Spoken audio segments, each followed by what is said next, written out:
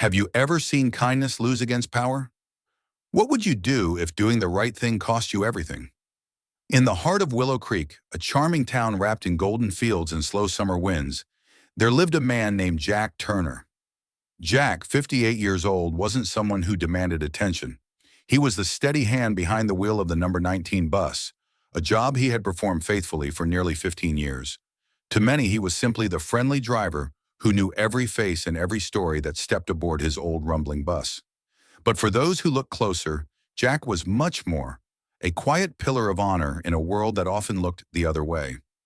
Every morning before the sun rose over the wide-open plains, Jack would brew his strong black coffee, kiss a worn photo of his late father, a Vietnam veteran, and head out to greet the town.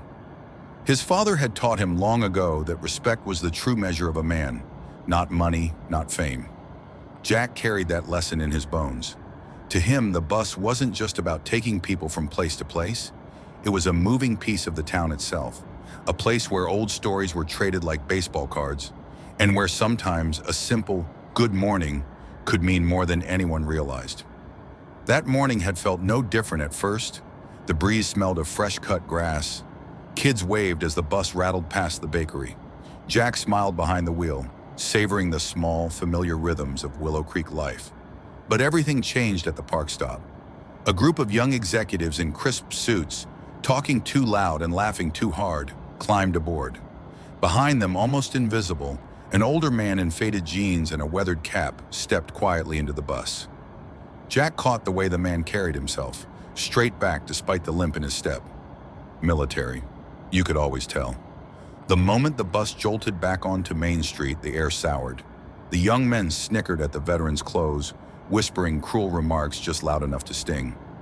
Jack gripped the steering wheel tighter, his knuckles whitening. He could have stayed silent. It would have been easy, just another driver, just another day. But Jack Turner had made a promise long ago. Never look away. He pulled the bus over with a screech that sliced through their laughter. Rising slowly from his seat, his voice calm but thunderous, Jack faced them. "Enough," he said. "That man deserves more respect than any of you realize." The bus fell into a stunned, ringing silence. Even the summer breeze seemed to hold its breath. In that moment, Jack didn't just defend a man. He defended a forgotten code of honor that too many had let slip away. What Jack didn't know was that his decision would cost him more than just a quiet afternoon. It would change his life and the life of his entire town, forever. Jack's words still hung in the air as he eased the bus back into motion. The young men, red-faced and shifting uncomfortably, stared out the windows, pretending not to hear the quiet thanks murmured by the older veteran. Jack caught the man's eye in the rearview mirror. A simple nod, tight-lipped and heavy with meaning, passed between them.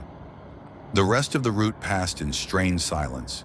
Jack drove with a heaviness in his chest he hadn't felt in years. The town he loved, the people he served, the promise he made to his father. They all weighed on him now, more real than the asphalt under his wheels. When Jack pulled into the depot at the end of his shift, he barely had time to hang up his keys before he was summoned to the manager's office. The depot building, usually humming with easy chatter and clattering coffee cups, felt different that afternoon. Too still, too cold. Inside the office, perched behind an oversized desk cluttered with paperwork, sat Mr. Leonard Price, the operations director for Willow Creek Transit. Price, a man in his early 60s with thinning hair and a deep affection for corporate contracts, didn't bother to stand when Jack entered. "Jack," Price began, his voice clipped and businesslike, "I've had 3 complaints from our clients today. High-value clients. They felt embarrassed by your behavior." Jack stood straight, shoulders squared, silent. "You were hired to drive," Price continued, tapping a pen against his desk for emphasis, "not to play social referee." Jack's jaw tightened. "With all due respect, Mr. Price, I wasn't refereeing. I was defending a man who deserved dignity. I wouldn't have stood by while they ridiculed anyone, let alone someone who served this country." Price sighed heavily, as if Jack's very principles were an inconvenience. "That's not the point. You jeopardized our relationship with the Falcon Ridge Development Group. They're threatening to move their transportation contract elsewhere." That's thousands of dollars, Jack. Maybe more. Jack met his boss's eyes without flinching. Some things are worth more than money. For a moment, the only sound was the faint buzz of a fluorescent light overhead. You're suspended without pay pending review, Price said finally, avoiding Jack's gaze as he scribbled something on a form. Clean out your locker. Jack nodded once. He didn't argue, didn't beg. He simply turned and walked out, the door clicking softly behind him. The late afternoon sun cast long, bruised shadows across the parking lot as Jack made his way to his old pickup truck. The tires crunched over gravel. It felt like every step away from the depot took something out of him. His pride, his years of service, the part of him that believed hard work and goodness still counted for something. At home, the small yellow house Jack shared with his dog, Rusty, sat quiet under the swaying cottonwoods. Jack dropped his keys on the kitchen counter and sat heavily in the worn armchair by the window, the weight of the day pressing down. Rusty, sensing something wrong, patted over and rested his head on Jack's knee. You did the right thing, Jack muttered aloud, voice thick. But in the growing twilight, doubts crept in. Had he? What did it matter if no one else cared? Wouldn't it have been easier to look away, to let the world keep spinning without his interference? He thought of his father then, of the old stories told over backyard barbecues, the dusty photographs of young men standing proudly beside battered jeeps, faces weathered but unbroken. His father had always said, "Son, your integrity is the one thing no one can ever take from you, unless you give it away." Jack closed his eyes against the sting building behind them. The next morning, Jack awoke to the familiar smell of coffee and the sound of Rusty's paws tapping eagerly for his morning walk. Routine was a comfort, but that day, something else was brewing beyond Jack's quiet corner of town. At the Willow Creek Diner, where gossip traveled faster than the steam off fresh pancakes, Jack's story was already unfolding. A waitress named Maggie, who had boarded the bus that afternoon, had heard everything. The executive's cruelty, Jack's defense of the veteran, the way the laughter had died when Jack spoke. And Maggie wasn't about to stay quiet. By mid-morning, whispers had turned into conversations. Conversations became phone calls. Phone calls became a groundswell. Veterans from Willow Creek's American Legion post began rallying. Local business owners who knew Jack personally put up signs in their windows. "We stand with Jack." At the heart of it all, though, was one man, one quiet, steady man with a limp and a weathered baseball cap, who hadn't said much that day but had felt everything. The town was waking up, and Jack Turner, whether he wanted it or not, was about to find himself at the center of a storm he hadn't asked for, but had most certainly earned. By the time the sun hung high over Willow Creek the next day, the story had already outgrown the diner. A local radio host, Charlie Hammond, picked up the tale during his morning show. Charlie was a veteran himself and had little patience for cruelty, especially toward a fellow brother in arms. His voice, rough like gravel but warm with conviction, crackled through radios across the county. "We teach our kids to stand up for what's right. Jack Turner didn't just teach it, he lived it, and he paid the price. Is that the kind of town we want to be?" Phones started ringing at the station before Charlie finished his first cup of coffee. At the corner gas station, at the post office, even inside the tiny town library where silence usually ruled. People were talking. Jack's story was no longer just his own. It had become a mirror for the town's conscience. By midday, a plan was forming. Maggie from the diner, Charlie from the radio, and a handful of veterans from Post 417 gathered at the old town hall. A squat brick building that still bore bullet scars from a tornado warning decades back. They didn't have fancy posters or microphones. They didn't need them. What they had was anger and pride, and a growing realization that if they stayed silent, they were just as guilty as the men who laughed. Maggie stood atop a chair in the center of the room, her apron still dusted with flour.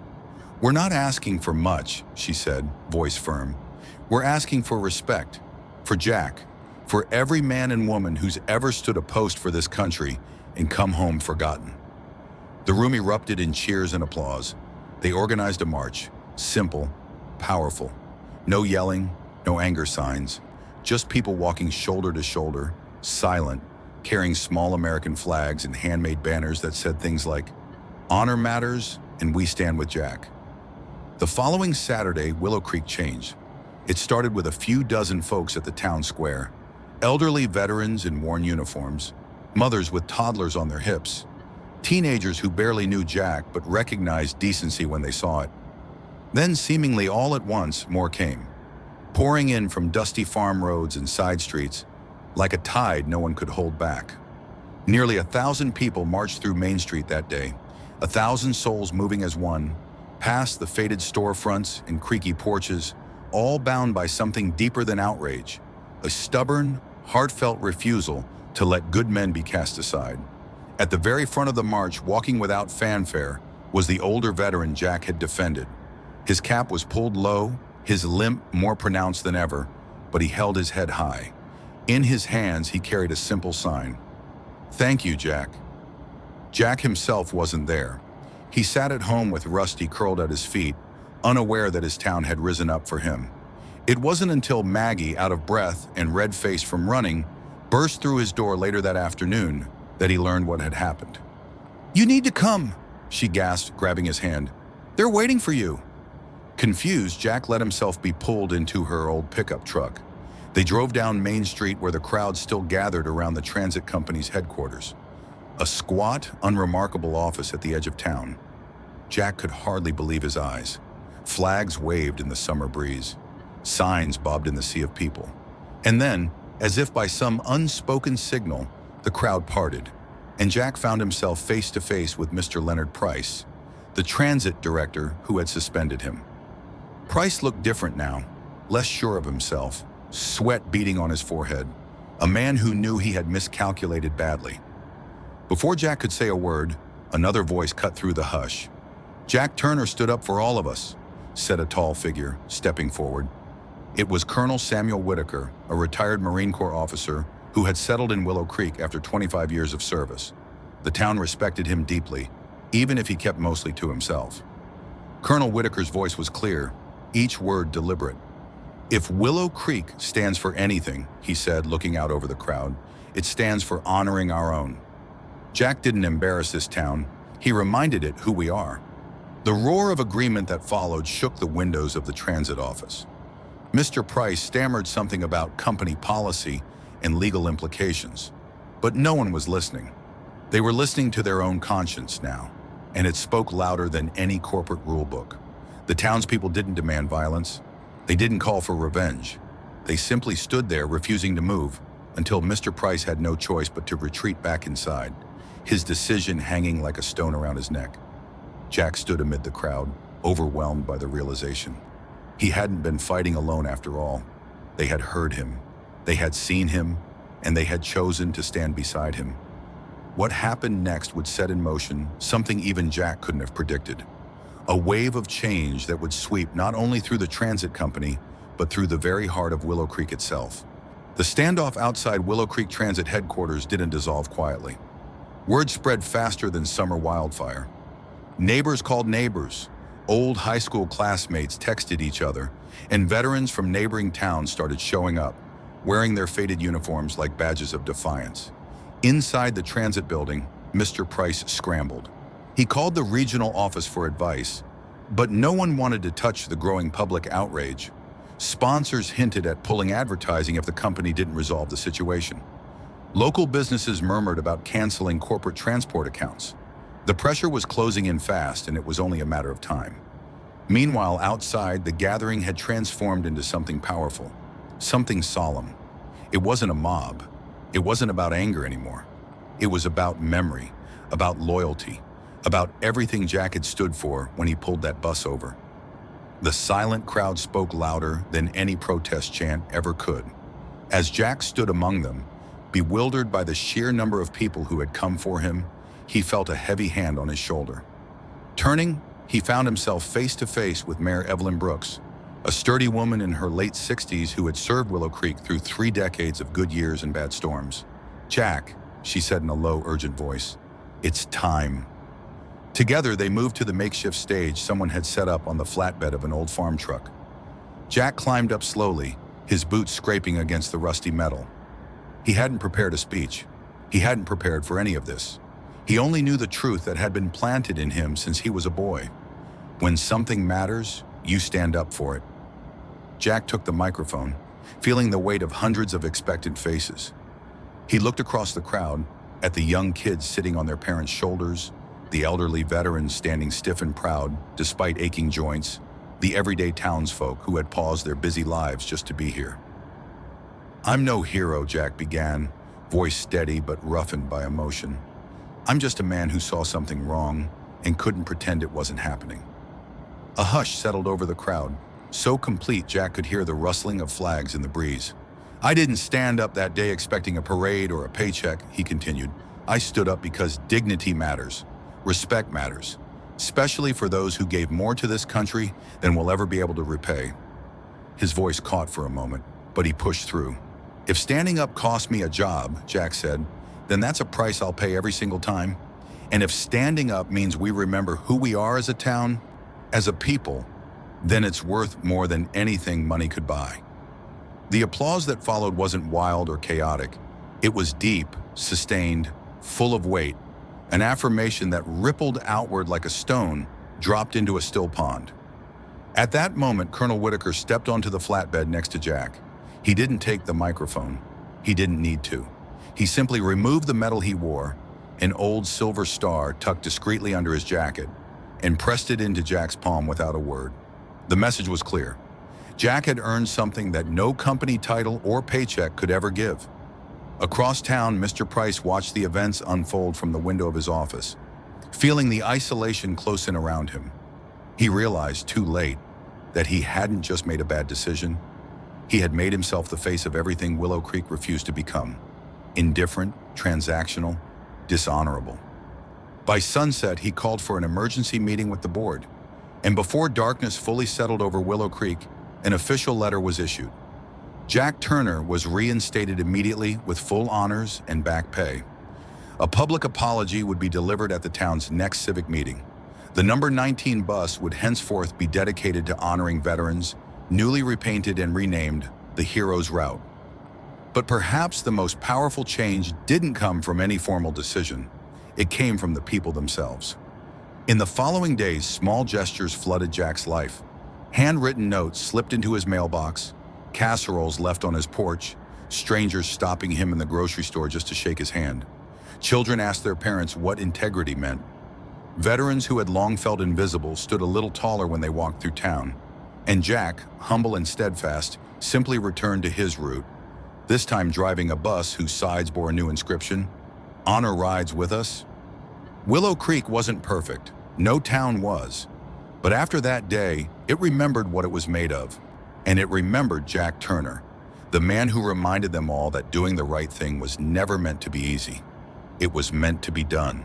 In the days following Jack's reinstatement, Willow Creek slowly returned to its usual rhythm.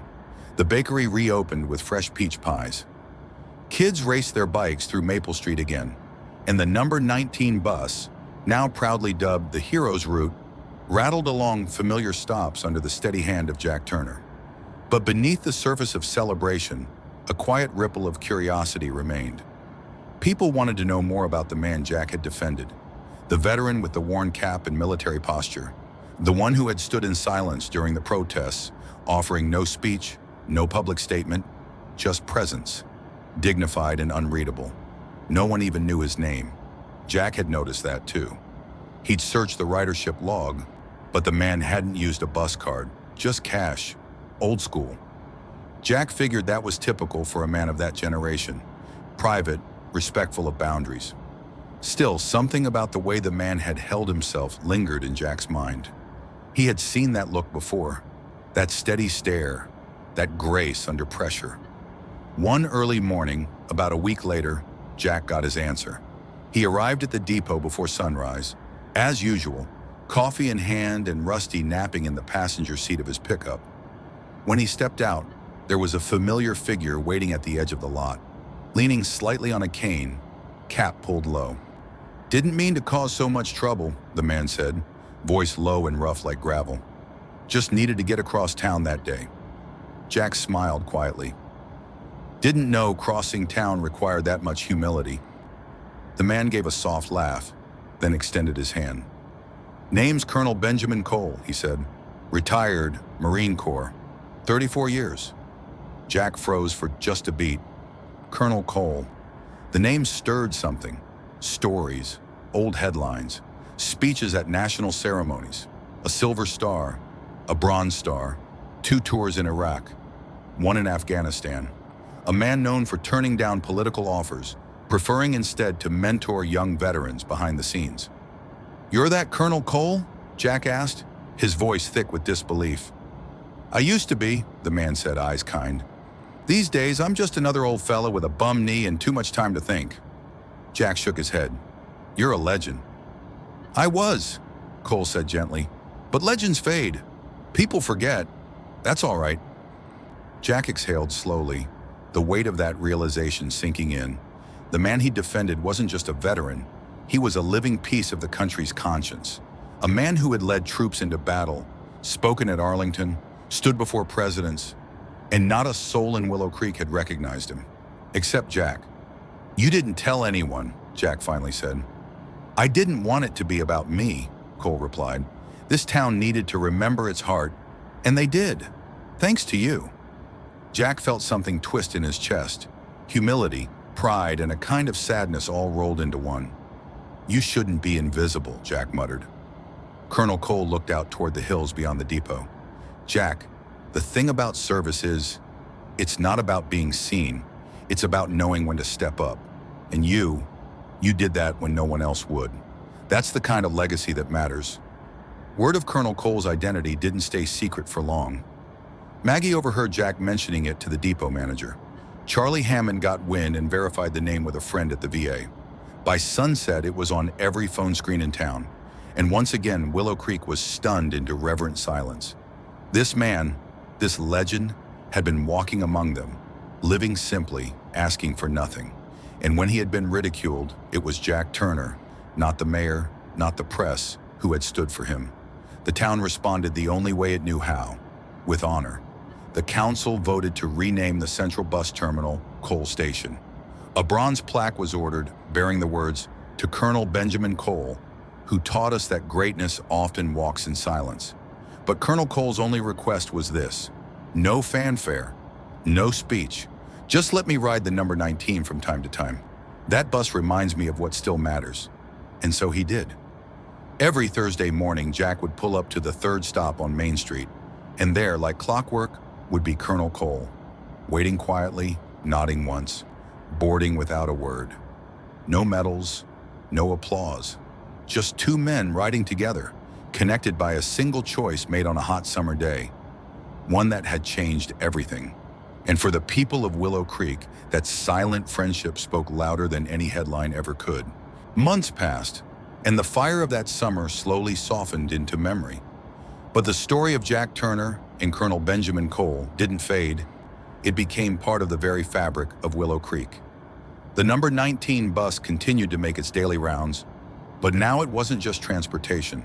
It was a symbol. Children waved at it with more pride. Passengers treated each other with quiet respect. Veterans rode free. Teachers brought their students to the bus terminal to read the plaque at Cole Station, sharing the story of the man who once sat in silence and the driver who chose not to. Jack never considered himself a hero. To him, it was simple. Decency wasn't optional. It was a responsibility. He didn't seek praise. He didn't want a monument.